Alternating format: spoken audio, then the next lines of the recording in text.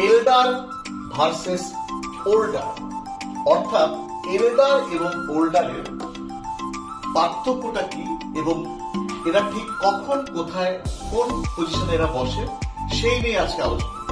আমি দেখো এই দিকটা লিখে রেখেছি ওল্ড। আমরা সবাই জানি ওল্ড।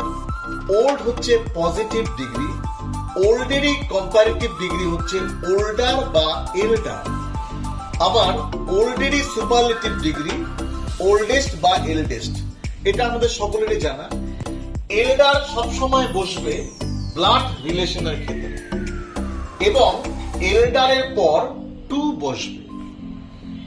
আবার ওল্ডার বসবে আদার রিলেশন, অন্যান্য সম্পর্কের ক্ষেত্রে যেখানে ব্লাড রিলেশন নেই।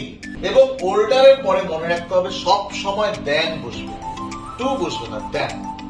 আমি দুটো প্রশ্ন লিখেছি, দুটোর মধ্যে ঠিক কোথায় এল্ডার বসবে কোথায় ওল্ডার বসবে সেটাই আজকে আমাদের সলভ করতে হবে।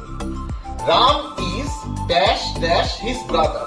তাহলে এখানে রামের সাথে হিজ ব্রাদারের কিন্তু একটা ব্লাড রিলেশন রয়েছে, ব্লাডের সম্পর্ক রয়েছে।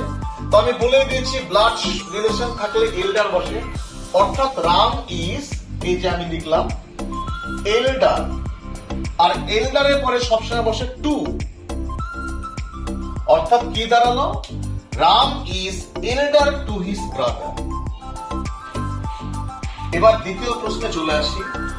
এখানে আমি লিখেছি রাম ইজ ড্যাশ ড্যাশ শ্যাম। এখানে কিন্তু রামের সাথে শ্যামের কোনো ব্লাড রিলেশন নেই। তো আমি কিন্তু লিখে রেখেছি আদার রিলেশন হলে ওল্ডার বসে, অর্থাৎ আমি লিখবো রাম ইজ ওল্ডার, আর আমি লিখে রেখেছি ওল্ডারের পর সবসময় দেন বসে। এবার এখানে লিখলাম দেন। তাহলে এটা দাঁড়ালো কি? রাম ইজ ওল্ডার দেন শ্যাম। আশা করি তোমরা এই ভিডিওটি বুঝতে পেরেছো। আগামীতে অন্য ভিডিও নিয়ে আসবো।